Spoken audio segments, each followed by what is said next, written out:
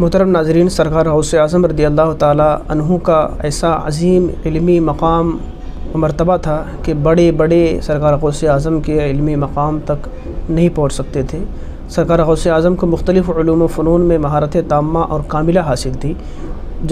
13 علوم کا سرکار غوث اعظم رضی اللہ تعالیٰ عنہ درس دیا کرتے تھے، 13 علوم پڑھایا کرتے تھے۔ ہر علم کو پڑھانے کے لیے الگ الگ وقت متعین اور مقرر ہوتا تھا کہ فلاں وقت میں فلاں علم پڑھائیں گے، فلاں وقت میں فلاں فن اور علم کی سرکار غوث اعظم تدریس فرمائیں گے۔ اور مختلف علاقوں سے، مختلف خطوں سے سرکار غوث اعظم رضی اللہ تعالیٰ عنہ کی مقدس بارگاہ میں استفتاء اور سوالات آتے تھے، اور آپ بغیر کتابوں کی طرف رجوع کرتے ہوئے، اکثر کتابوں کی طرف رجوع کیے بغیر فتاویٰ لکھا کرتے تھے، جوابات تحریر فرمایا کرتے تھے۔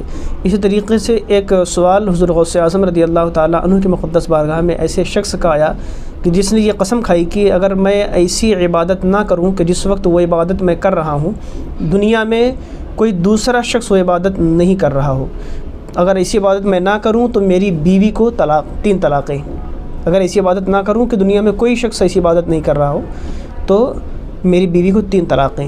اب علماء کی بارگاہ میں یہ سوال آیا تو بڑے بڑے علماء دنگ رہ گئے، حیران رہ گئے کہ آخر اس کا کیا جواب ہوگا۔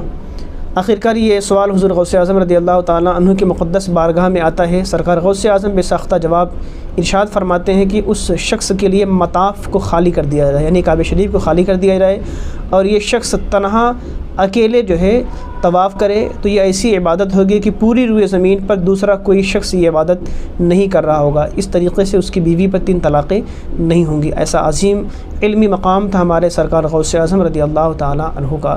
اللہ تعالیٰ ہم سب کو حضور غوث اعظم کے علمی مقام و مرتبے کے ذرات کی خیرات سے مالا مال فرمائے۔